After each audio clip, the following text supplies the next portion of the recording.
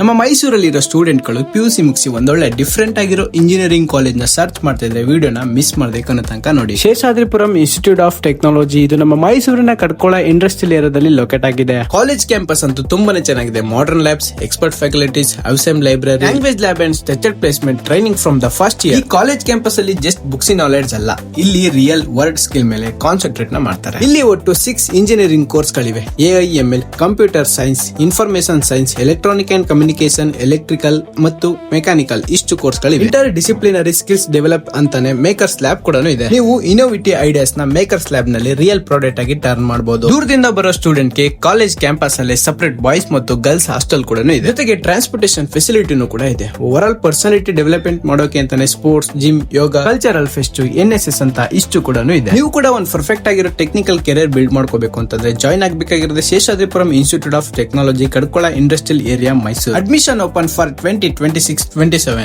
ಬೇಗ ನಿಮ್ friends families ಗೆ ಲೈಕ್ ಶೇರ್ ಮಾಡ್ತಾ ಇದೇ ತರ ವಿಡಿಯೋಸ್ಗೆ ಮೈಸೂರು ಎಕ್ಸ್ಪ್ಲೋರ್ ಪೇಜ್ ನ ಫಾಲೋ ಮಾಡಿ.